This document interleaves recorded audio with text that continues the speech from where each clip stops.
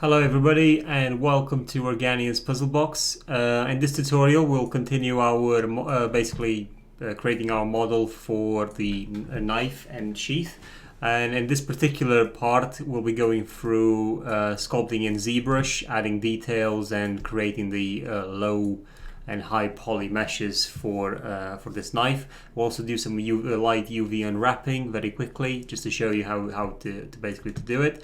And then after this part we'll have another one in which we texture this knife in Substance Painter, like you can see it in here. We're also going to be doing a sheath after that for the knife as well. So stay tuned, and if you like the video, if you enjoyed, if you actually learned something from it, please let me know. Please give me some indication as to what you want to see next, and I'll try and basically take requests from you guys of what tutorials to make next.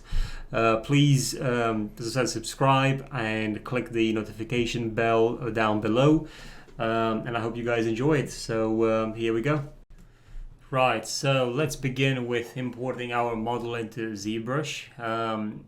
Just go up here into Z plugin, press the import button, and then select the model. I generally name them, when I move them from 3ds Max to ZBrush, I like to move them the title to say that specifically. So this is an FBX format. If you wanted to import an OBJ, you just go up here and press import, and then again select the model that you have. So now that it's imported, you can see it over here in the tool palette. I'm just going to make sure it's selected, or you can double click it or whatever, and just drag it into the scene. And then press T on the keyboard to go into edit mode, and let's just turn around the scene, and you can basically see our knife. If I go into subtool, basically in 3ds Max I renamed both my models as knife handle underline low, and then knife blade underline low. This is quite standard procedure really on doing these things. So we'll do the knife handle first, basically. So I've got that selected. We could even press solo mode to just see the knife handle, which is fine. Let's just change the material to something else, maybe what is it now? Madcap gray. Yeah, that should be okay for our intended purposes. So we do need a bit more polygons to work with here for our high poly mesh. So we're going to go into geometry. The first thing I want to do, so if we press Shift F on the keyboard, or you can press this button over here, we can see our wireframe. There is quite a nice spread of polygons, but I think if we Dynamesh and then divide, I think we're just going to get a better spread of polygons overall. So I'm going to go into geometry and then Dynamesh, select something like 2000 on the resolution, and just press Dynamesh. And now we've Dynameshed the model. We've got 5000 active points. The edges are very, still very crisp and just a bit worn off, just a little bit. But then again, this is not a perfect object. It's an object that in real life wouldn't look perfect anyway. Right, so now we're just going to deactivate Dynamesh, and then we're going to divide the model once to go to 2 million active points, and that should give us enough geometry to work with, basically. Right, so the first thing that we want to do, let's just bring the reference over here. As you can see, we've got this sort of model over here. Now, we're not necessarily interested in the model itself in there. We're more interested as to how to make this overall shape.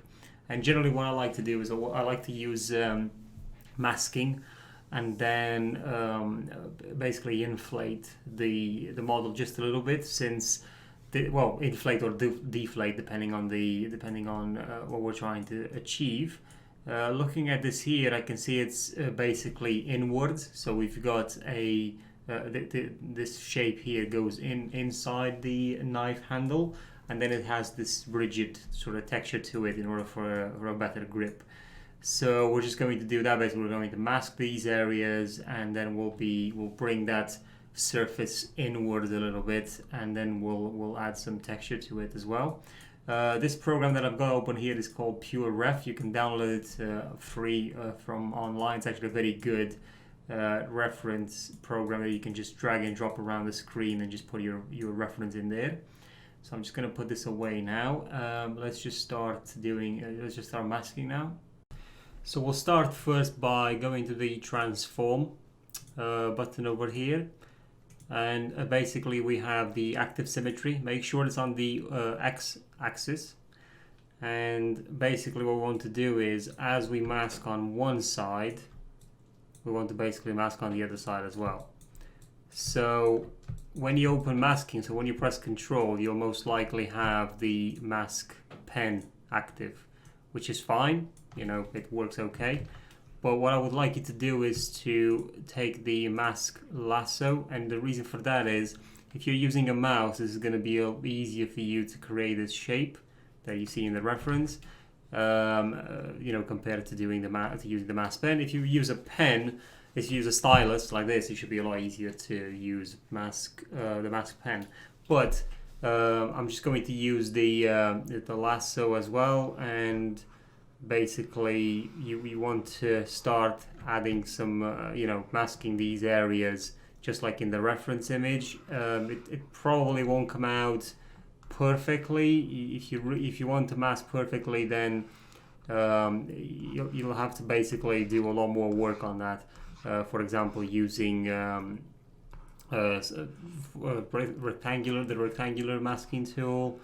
So I'm just using the lasso, eating away at this basically as the shape dictates, and then we'll come to with a pen and just do a little bit of cleaning up. Now you see over there I went a bit too much, so it's really important to follow the shape that you see. So something like that.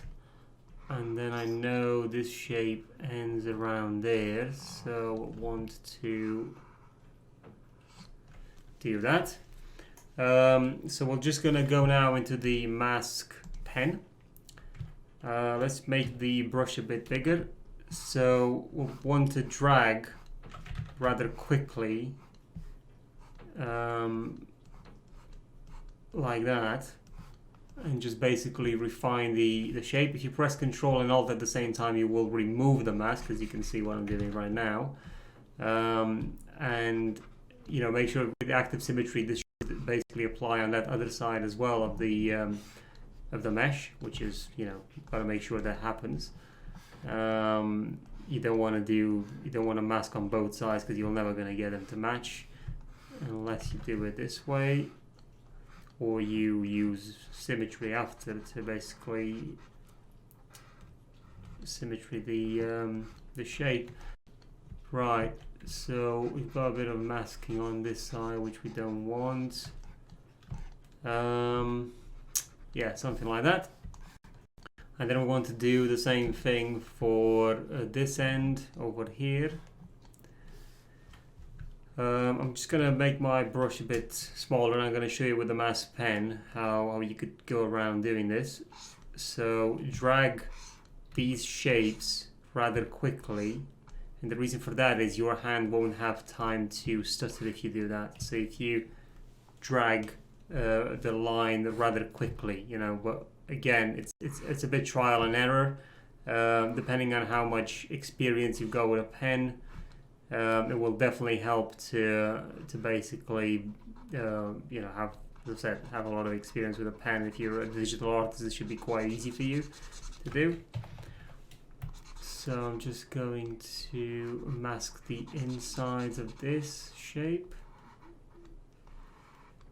like that, and then I'm gonna go with an Alt. Oh, come on. You can do it. Right. Something like that. Now you notice that this is a lot sharper than this one. So I'm just going to go into masking, and I'm going to press sharpen mask, so both the masks are sharpened. Now based on the reference image that we have, the shape does actually go inwards, so this This is like an inset in the handle, and then we have this grip texture on top. So what we're going to do, we're going to actually go inside the mesh rather than inflating. We're going to deflate basically. So let's just go into our deformation tools to do that.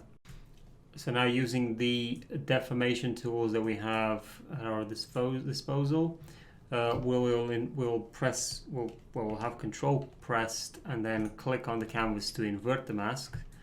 One other thing that we want to do is we most likely, we'll probably want to add a bit more masking over here.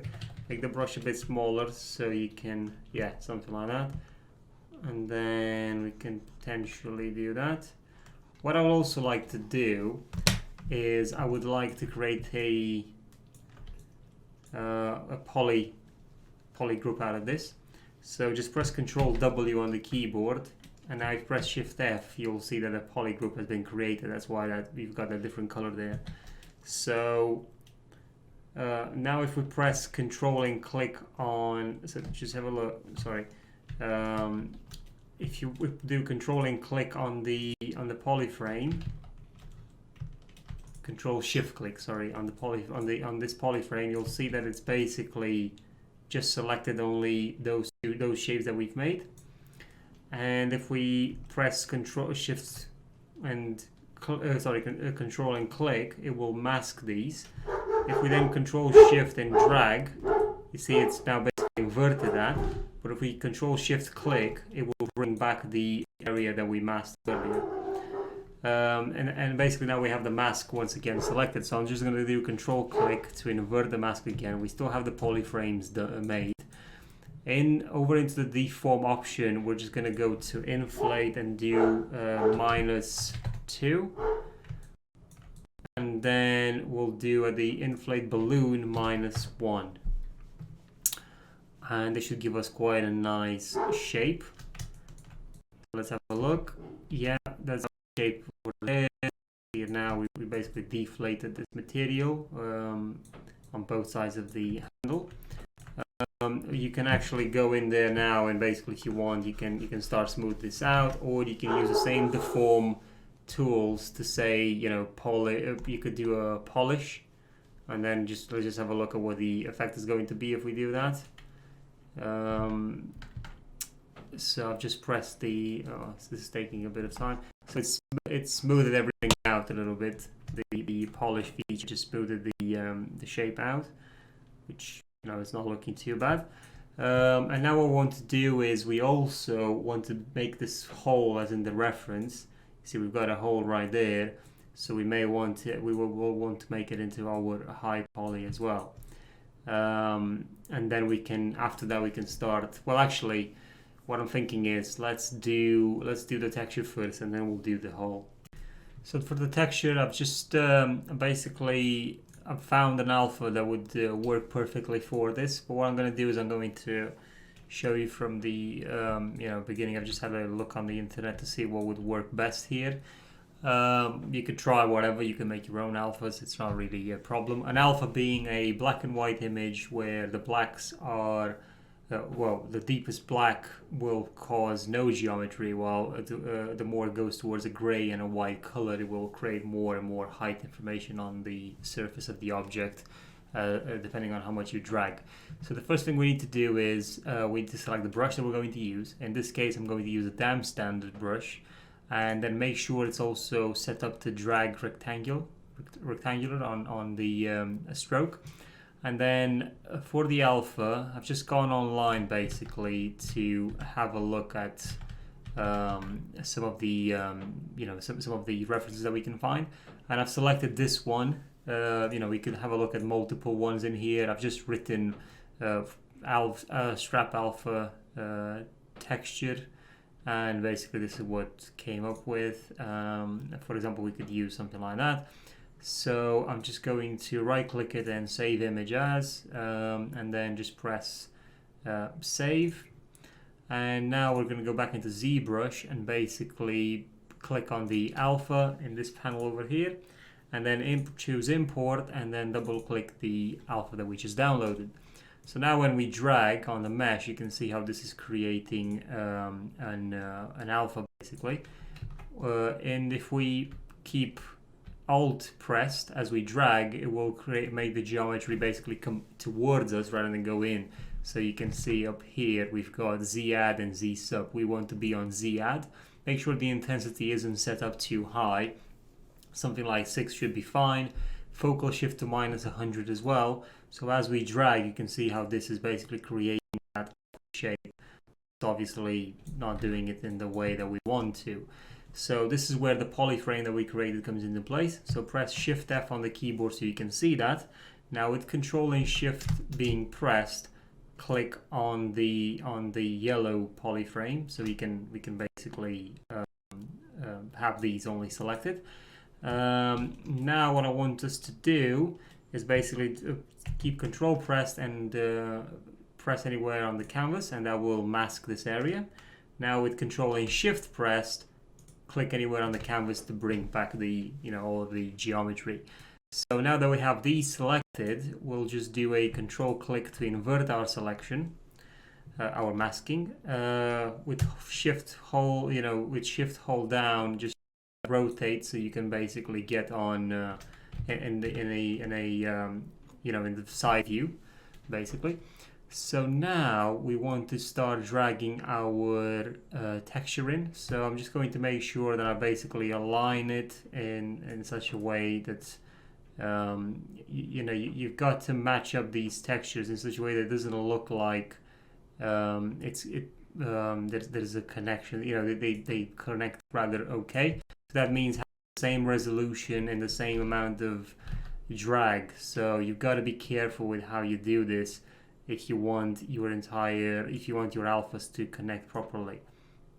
So it is a bit of a trial and error with this, and the more experience and knowledge you'll have, so then it's going to be easier for you to sort out these alphas. Something like that. You could probably tell a little bit what the connection is. So again, you may want to work on this even more. So you could potentially start in the middle and then start the other two all the way at the side, because as long as they come together okay. This is not a seamless texture. I mean, it is seamless, but it's not something that we created as seamless, so we don't really know all the intricacies of the texture. I think if it looks all right, then it should be all right. It's what I'm saying. Basically, you could use the same alpha to go across the whole thing if you want to. Basically go across the whole shape like that. So that's not a problem either. But what I'm going to do is I'm going to stick with what I just did earlier, which was to make it out of 3 parts. I think it's also very important how you do the orientation. So yeah, something like that. And then on this side, same thing. Oh, I think we needed a big, come on. Something like that. So now we've got the alpha in there. Also, what I want to do is I want to click and invert the selection again, and then go into press R on the keyboard for the transform gizmo, and I want to basically bring the shape inwards a little bit. Now this will obviously create a bit of a problem over here. As you can see, these edges that have now been created, but that shouldn't be a problem with if we use our deformation tools. So the reason why I did that is because what I want to do right now is I want to create a nicer transition between the sort of the grip, the part of the grip and the other part of the grip. So what I'll do is I'm going to go into masking. So I'm just going to close my deformation, go into masking and shrink the mask. And now that I've shrunk the mask, I'm just going to press sharpen mask, and then I'm going to go in deformation and just choose polish by, let's say, 15. And let's see what sort of result we get there. So now As you can see, we have that outline around the edges. Yeah. So I think the only problem that we have with this is that we haven't put too much work in the overall shape where the where we added this pattern, basically to make these edges a lot more crisp. But that's, you know, the more work you put into it, the more you can get out of it, basically.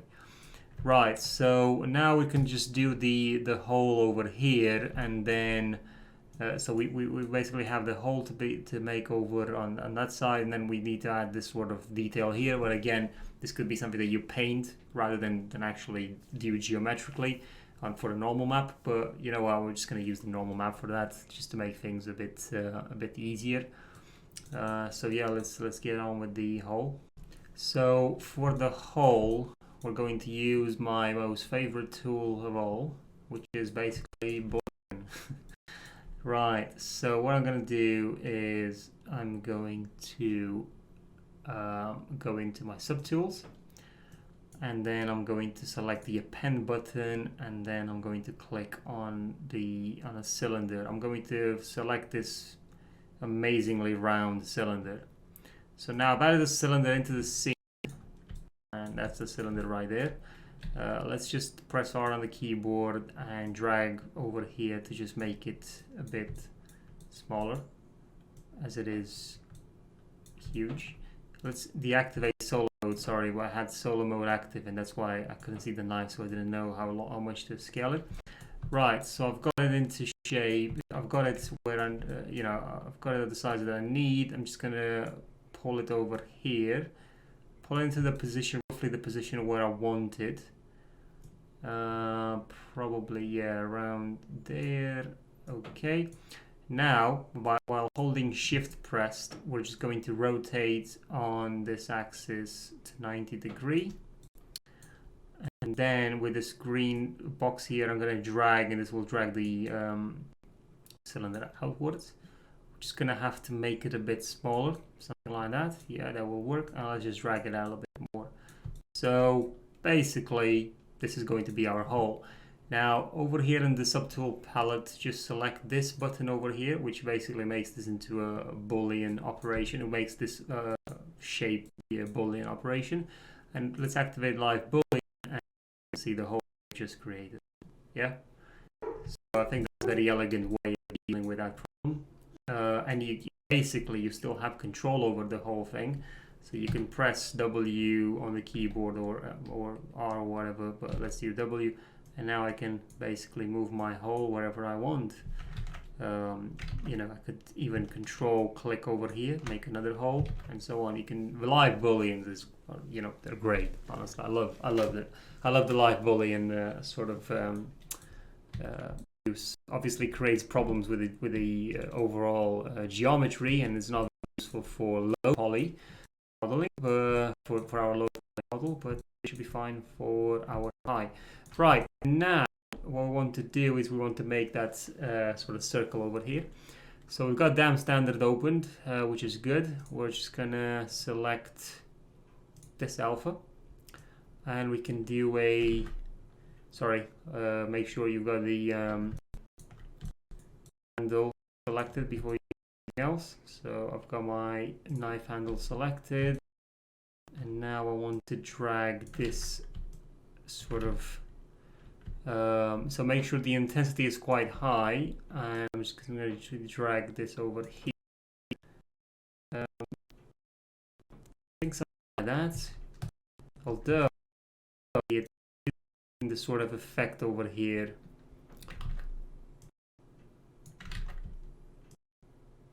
So,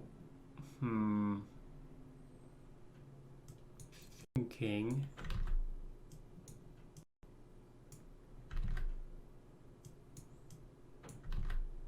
Yeah, I think I need my intensity to be lower, and something like that. Probably the intensity a bit higher. I'll just do that. Fine. So again, now we know where we to put our color, basically. So that's our handle done. We may want to, you know, if we want we can start doing some modification on the blades as well. Looking at the reference image, we do have the shape over here that we could do, basically. So yeah, why don't we just do that and basically have it baked in the normal map. We need to do on the knife blade as well. We need to increase its topology, well, its polygon count basically. So we'll go into geometry and again to Dynamesh, and we'll just choose 2000 resolution again, press the Dynamesh button, and then basically Dynamesh is completed, and we'll just divide once, and that should give us enough polygons to work with. Let's just have a look over here actually to see that really that did mess up our geometry a little bit. So I'm just gonna go back and I'm going to have to Dynamesh. Let's do a 3000 resolution. Not exactly working the way I planned. We might need a zebra mesh, but actually let me just divide the mesh like so, and anyway, and we maintain the shape because we already have a very, quite a clean topology, and the only thing that we're going to do is affect this area up here. So we're not really talking about, like, looking at the reference. We only need to affect this area from almost at the tip, tip of the knife till about 3/4 in.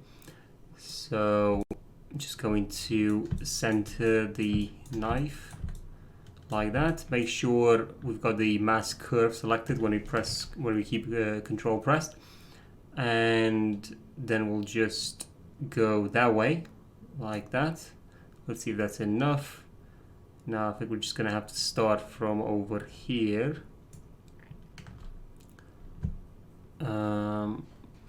Yeah, we'll just go something like that. Okay, so we've basically selected on both sides. Just make sure that you've got active symmetry. So you're masking on both sides, definite. Okay, so now we've got that selected. I've just control clicked on the canvas to invert, and what we'll need to do is let's try with a scale. So let's just try to scale that in a little bit, and now let's just have a look at the effect.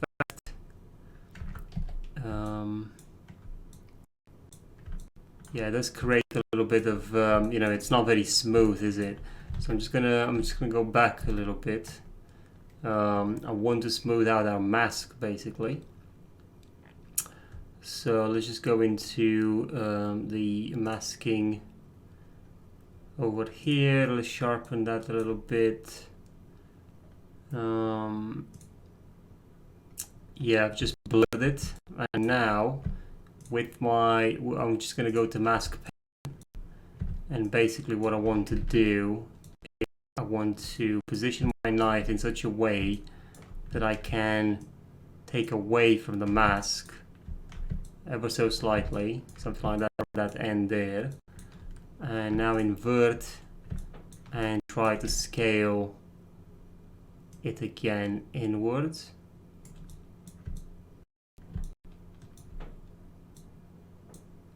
Something like that. Let's deselect. Let's have a look. Yeah, that looks about all right. It's not perfectly straight, as you can see. We could definitely play with that a little bit more, but actually I'm just gonna leave it like that. So that's our shape, and this will only show up in the normal map rather than they show up in the actual geometry.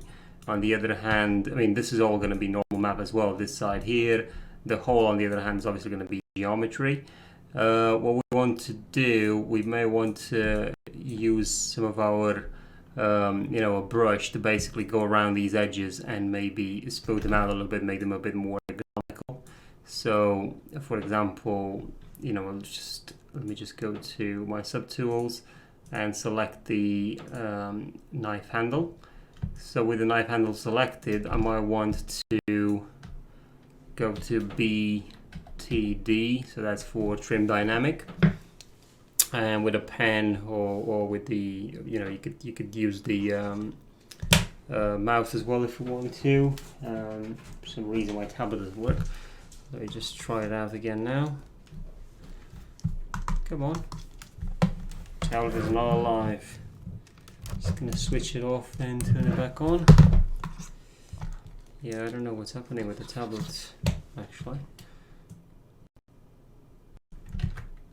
So you can't use trim dynamic without a pen, it just won't work properly. Let me just see what's wrong with the tablet. Right, so yeah, the tablet was fine, I don't know what happened. Right, before we start doing anything, we need to make sure we got live Boolean switched off, otherwise it will work too slow. Basically, we'll have our computer will slow down too much.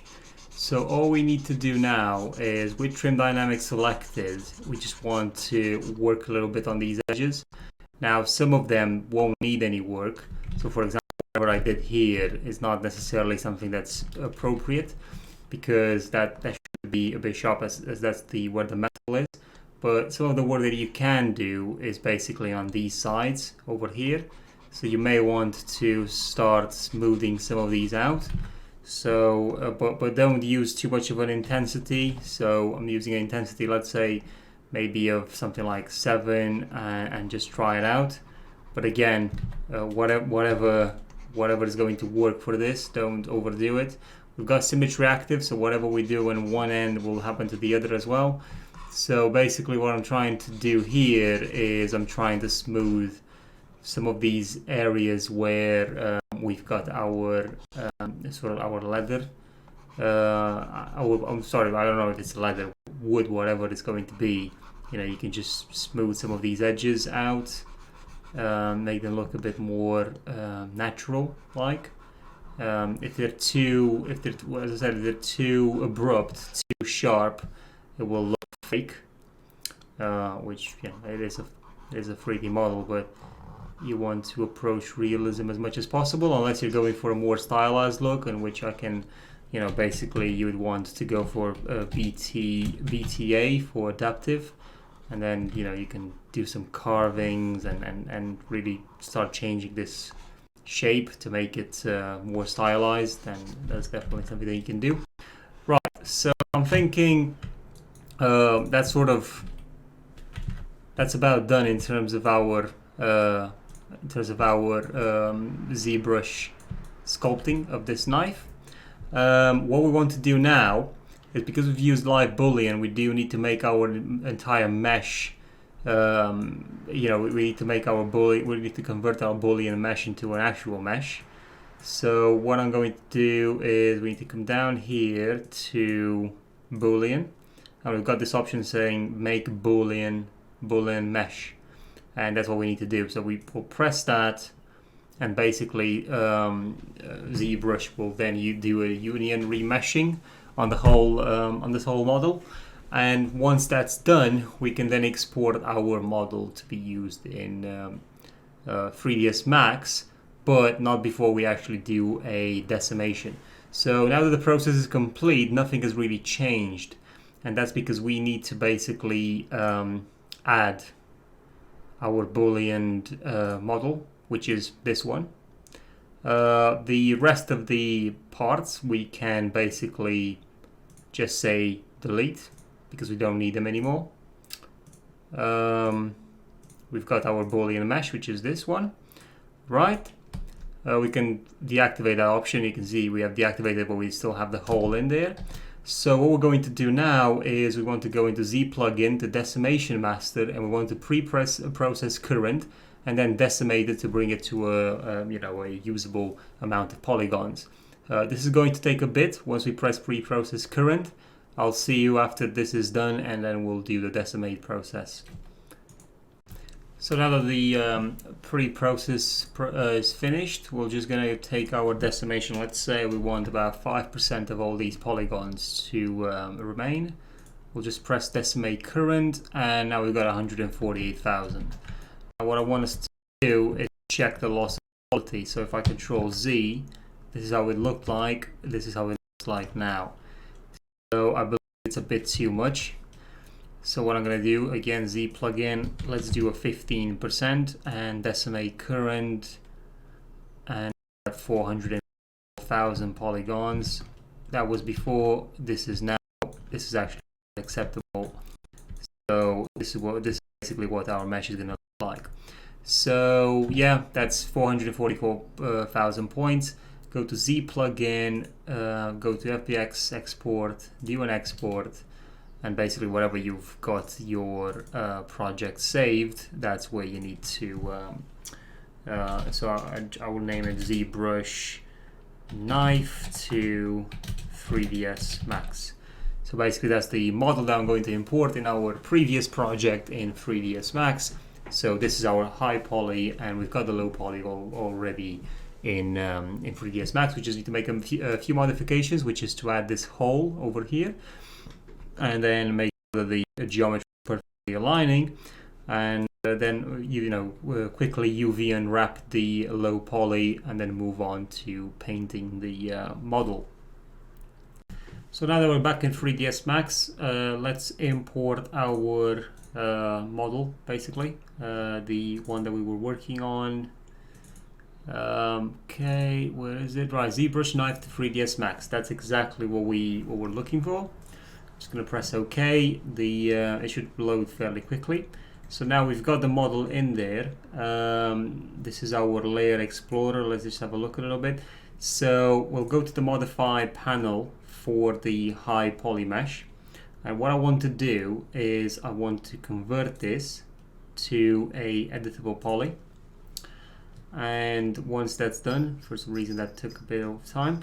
So once that's done, let's isolate it by pressing Alt Q on the keyboard.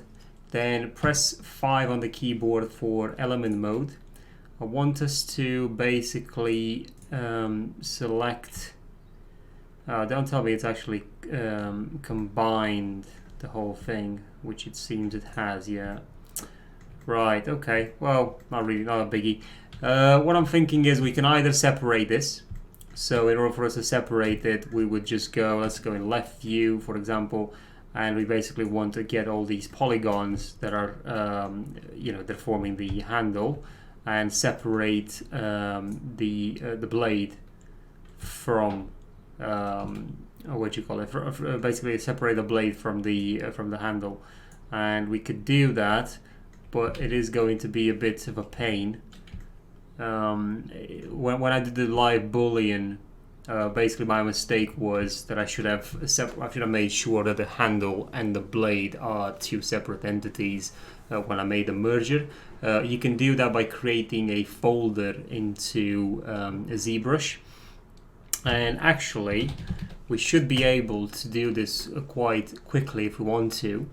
In the meantime, I'm just opening ZBrush right now. You should be able to do this fairly quickly. If only ZBrush would open. Right, okay, let me just pull. So now that we're in 3ds Max, we'll just want to import our high poly mesh. So ZBrush knife to 3ds Max. Press OK. This will load our mesh in. Now, one thing to bear in mind is because we used the Boolean while we had both of the handle and the blade in the same, basically the same, on the same, let's call it layer or whatever in ZBrush, that has caused a merger between the handle and the blade, which then means we cannot select these by element.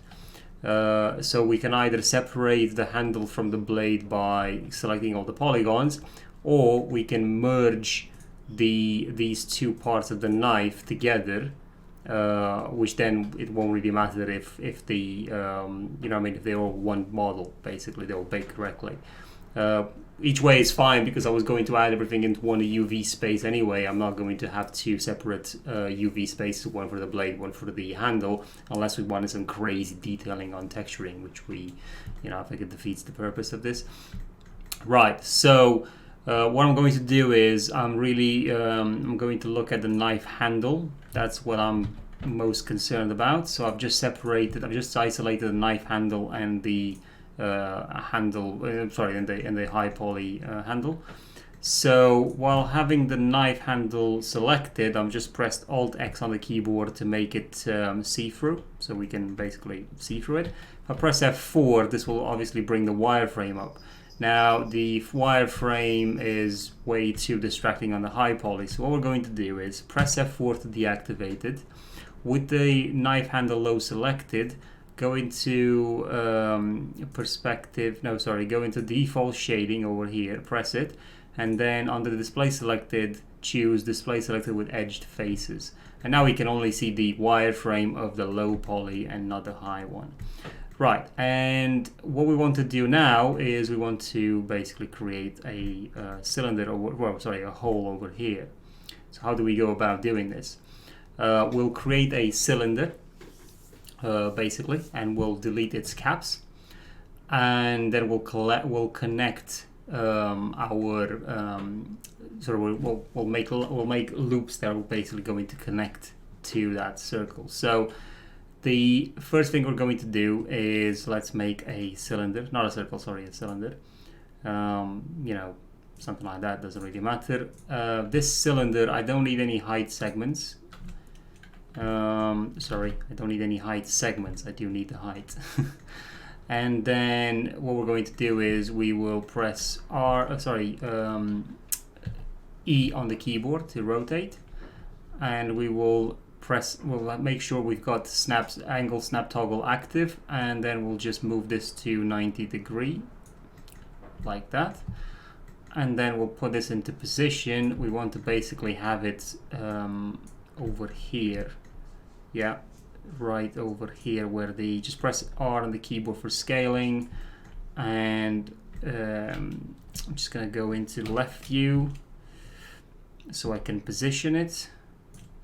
I'm going to press Alt X on this one as well so I can see through. Let's just make it smaller, put it into position like that, and let's just increase its size again, position it, something like that.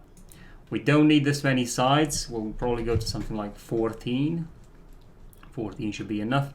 It all depends on how rounded you want it. If you want a very, very rounded edge here, you can go with even more. Actually, you know what, for the purpose of this, let's just leave it at 18, so you can basically see what we're dealing with. Right, so we've got the circle over there, we've got the cylinder over there. Let me just press Alt X to be able to see it. I'm just going to move it into position. Try and eyeball the center of it. Oh, you see the pivot point is not in the middle. So let's press this button over here for hierarchy, affect pivot point only, and center to object. Now deselect affect pivot point only, go back to modifiers, and now you can, sorry about that. Now you can scale like that, like so, yeah. Okay, so now we can see that it's sticking out, which is what we wanted.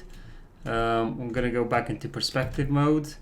And what we can see here is we can see that it's a bit bent on the the high poly is a bit the low poly is a bit bent. So I'm just going to take the low poly out of the equation completely for now. I'm going to select my handle and I'm going to make it visible. And basically I want this to stick out like that. Okay, so what we want to do now was we'll leave the cylinder as it is. We'll just bring the high poly back, select the low poly, and Alt X to see through. So all of a sudden we want to add some more geometry. The reason for that being is because we want to basically delete this center here so we can connect it to the circle. Now we do, on our low poly, we do have an open subdiv active at 5 iterations. What I'm going to do is I'm going to take that to 1 iteration, deactivate isolate display so we can see it as well. What I'm going to do also is I'm going to basically say I want this converting to I'll add an edit poly on top of all of this basically, and now this model is saved in this shape. There's nothing, you know what I mean, there's nothing that will tamper with it. Now it does have quite a bit of polygons in here that you might want to delete. It really depends, but for the time being we need to add some swift loops for connections. Probably going to add one about here, here and here. And I know it looks like a lot, but trust me, it's basically what we want, you know, what we need. So I've just pressed L on the keyboard to go into a left side view. I'm in polygon mode now. So what I'm going to do is I'm going to select all of these polygons. By the way, we could use symmetry in this instance over here, and it would make our life a lot easier.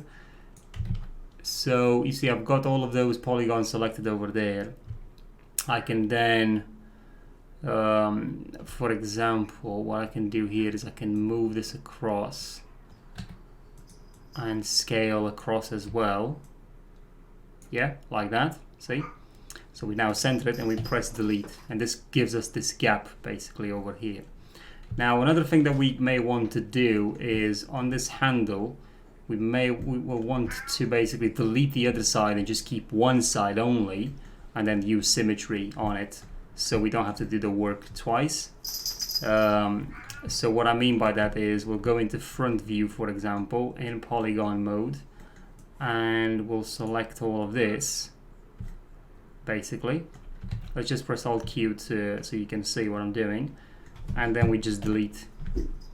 And now we only have half of the mesh intact, which is fine. Now we want to bring our cylinder back in. So in the Scene Explorer, just tick cylinder to see it. With the cylinder selected, add an edit poly on top of it as well. Go to polygon mode and delete this top one. Now go on the other side, do the same thing and delete it. Okay? So now that we've done all of that, I'll go into edge mode, select all these edges and connect. So we have one middle line there. Go to polygon mode and delete all the other polygons. What I want us to do as well is we want to select all of these polygons and then press flip over here, which then means that the polygons will show on the inside and not on the outside. You know, they're going to show their faces on the inside, not the outside, which is what we want. Right, now we'll go back to our knife, to our handle, and then we'll click attach and attach the cylinder to it.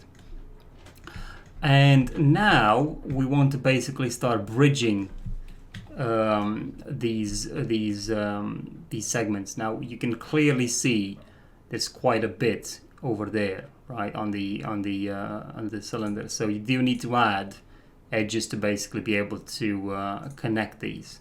Yeah. You know, I don't know specifically how many, because it's all about, you know, putting them through and seeing how many you'll need. So for example, we'll pick this one, and let's say this one, and we click bridge. We then click this one, and then we click this one, and then we click bridge. So it's all, you know, I've got a shortcut for my bridge on my keyboard, but all you have to do is just keep on pressing bridge, and that should be fine. At some point you'll get something like this where you've got, in order to visualize where to bridge again, you may want to basically start changing your angles.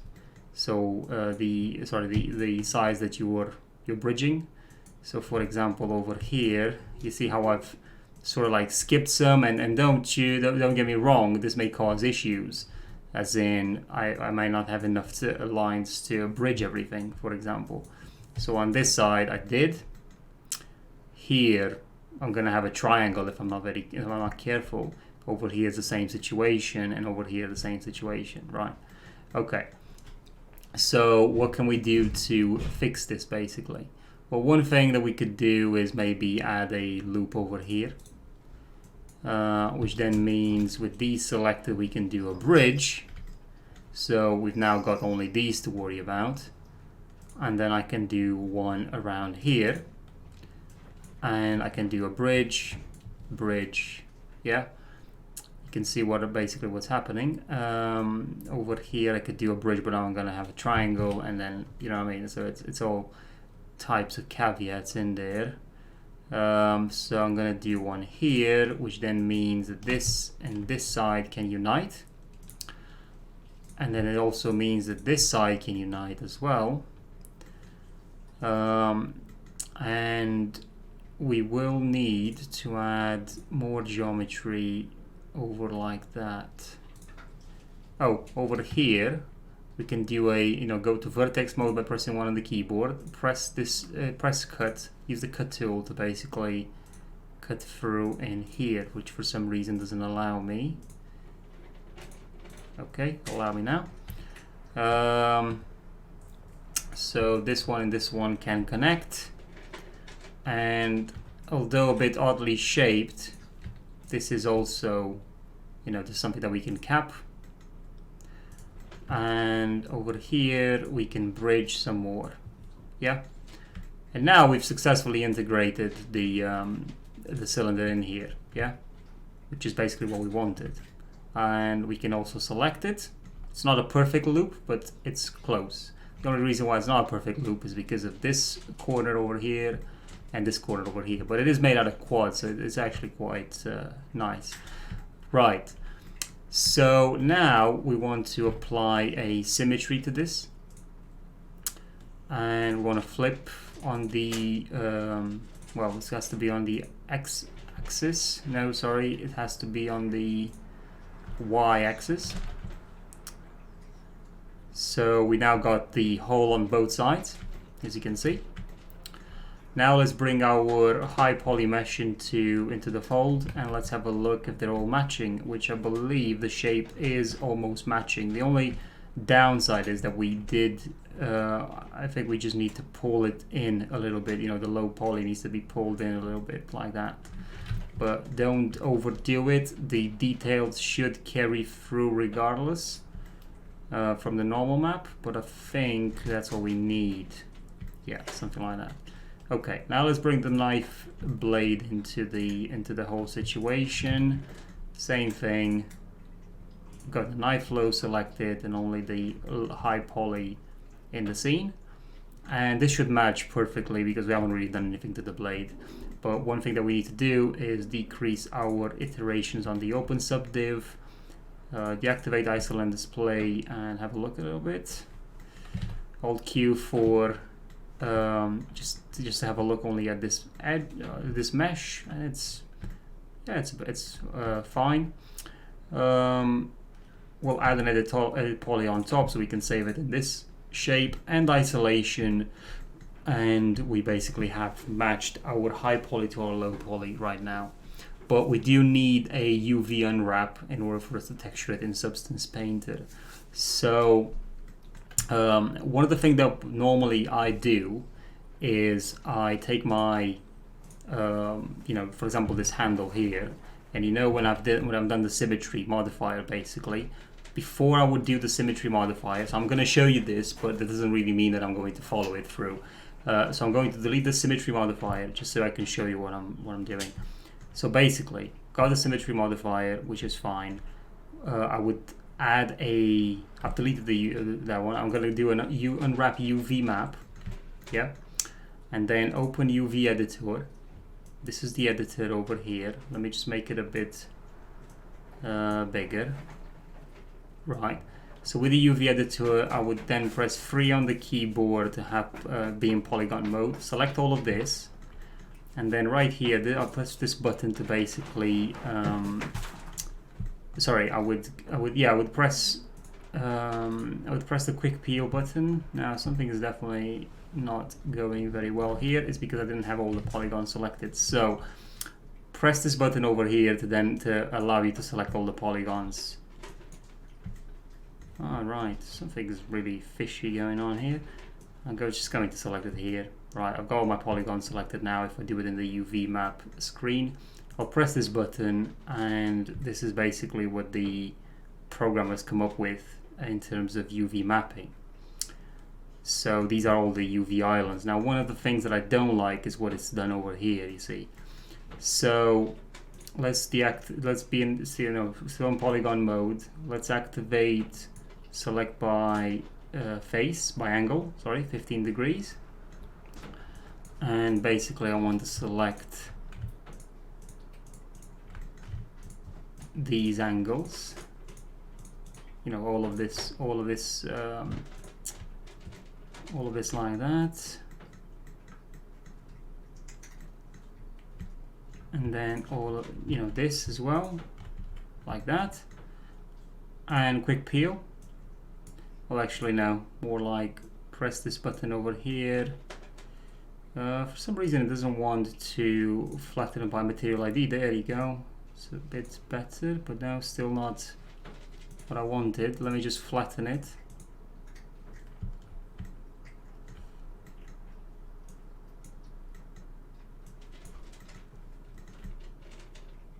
Something like that, although I'm still again not happy with what's going on here. Let me just activate text tool so we can have a look at our texture. So with everything deselected, open text tools, which is a plugin you can get off of Google. Just look for it, it's very, very good. So text tool is quite easy to install. Once you download it, just drop it in 3ds Max and then it will be installed. So when I press, and we'll show you, there's a tutorial on how to add this in, but basically if I press this button over here, it will show me textures on this mesh and a checkerboard basically to see how the mesh looks like. So I've got all that done. Quick peel will make everything look nice, but I don't understand why it's segmenting it this way over here. It's quite of an odd one actually. Let's do that. So I've just pressed the reset peel button basically. Now one thing that we could have done to fix this whole thing was to reset the Xform, but I don't think it's needed now. Right, so we've done that side. Now we need to do this side, this top side as well. Again, let's do the reset peel and that should be fine. Yeah. We'll now want to select that entire cylinder in there and do a quick peel. Oh, sorry, no. Basically, it won't allow us to do that. We'll just do a flatten mapping.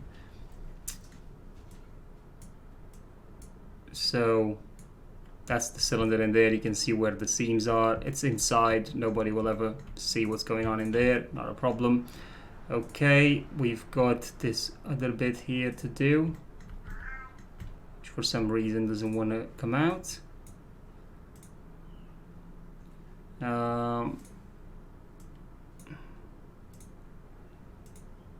Okay, this is very odd. Should be able. Okay, let's just do the flatten again.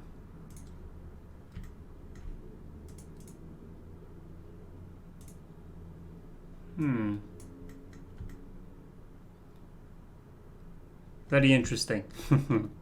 We'll just leave that for a bit later. Let's do this one.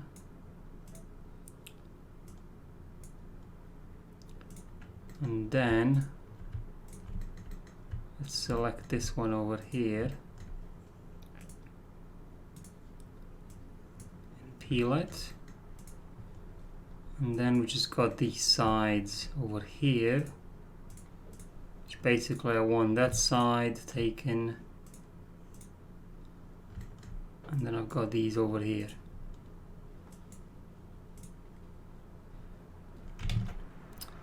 So there's something that's not even selected.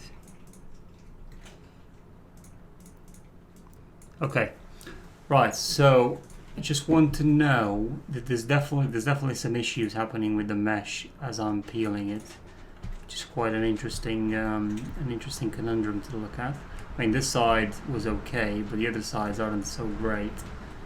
I'm just going to try and do, if I do a quick peel on everything, this is what happens. If I do a peel like that, it just won't align everything properly.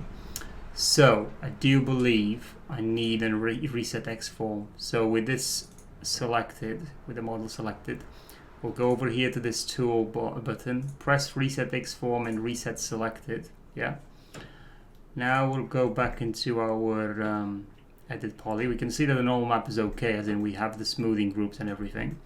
But we'll add an edit poly on top, go to polygon mode, biangle, and we'll select this angle and press the auto smooth button, and then we'll go on this side and the same thing, we'll press the auto smooth button.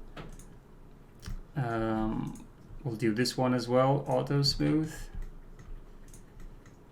this one auto smooth, again,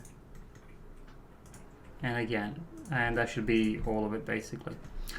Right, now we'll open another UV Unwrap just to be sure everything is fine now. We'll add our checkerboard, yeah.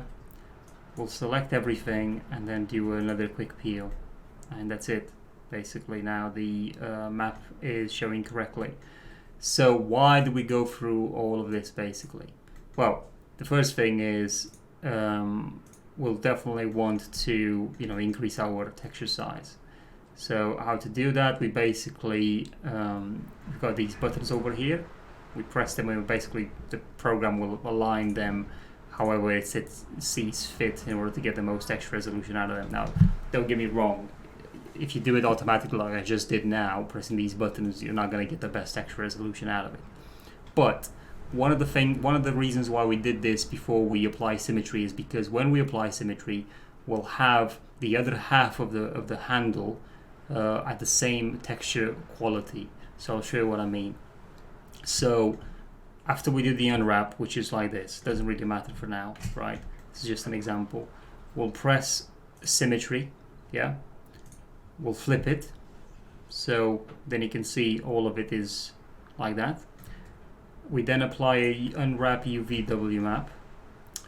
We'll then open UV Editor, and basically what we'll do here now is we'll select everything. So we'll select all the polygons, go to front mode here, and with alt pressed, drag and drop, drag like that, and we deselected all the, go to front view again, make sure we've got this button here, ignore back facing, deselected, and then with alt drag and drop, and well, do it properly obviously, and then you've deselected half of everything in there, yeah, as you can see. And now in the UV editor, go to over here to this coordinate and press 1 and press enter. And now we basically moved out of the UV space, we moved half of the handle. But then whatever you do on this side will happen on this side as well in terms of texturing. Yeah, our model is equal on both sides, symmetrical, so it shouldn't be a problem. We could do the same thing for the knife. I'm not going to go through that though. There's no point. You understand the idea basically. So this is our handle unwrapped. We'll go to the knife now. I'm going to select the knife. I'm going to go and reset its Xform, and then I'm going to add an edit poly on top. I'm then going to go to polygon mode, biangle, select this angle and do an auto smooth, and then this angle and do an auto smooth. Anything not caught in the crossfire will basically auto smooth itself out, so it shouldn't be a problem. We do a UV unwrap again, open UV editor, and in this case, just to speed things up, go to polygon mode, select the whole thing, mapping and flatten mapping. And that's it basically. Yeah. If we want, we can then go here and we can see our texture resolution. We could have done the same thing as I've said, symmetry and all that, and basically save texture resolution, and that's what professionals do in their professional work.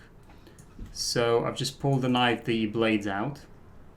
The reason for that is because now I'm going to, in text tool, I'm basically going to remove this material off of this blade, and I am going to add an edit poly and attach the handle. And now they're one basically. I will rename this to knife low, and I will rename this one to knife high.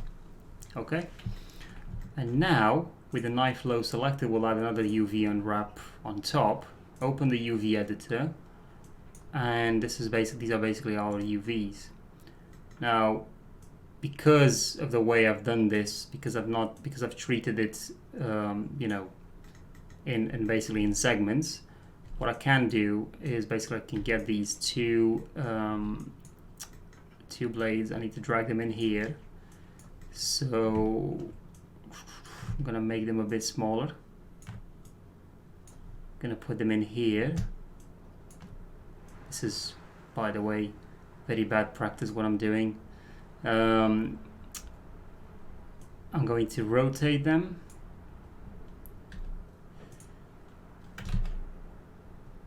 Okay. Let me just move them out, get this one closer, like so. Pull them in here. Pull them out. And that's it. Basically our model is now UV unwrapped, and if we put it into a baking program, we'll be able to get all of these details on that knife and then ready for painting as well. Yeah, because we've got the high poly and we've got the low poly as well. So thank you guys for watching the video. In the next one I will be painting this knife with some, you know, interesting textures in Substance Painter. We've got it all ready for that. I'm going to show you how to bake the normal map onto the low poly using the high poly. You know, I hope you guys enjoyed this tutorial. I hope you learned something. If you liked it, please subscribe. Please press the bell, the bell to basically be notified whenever I post a new video. And I hope to see you guys in the next one. And if you have any suggestions as to what you may want to see me making next, please let me know and I'll see what I can do. Thank you guys for watching.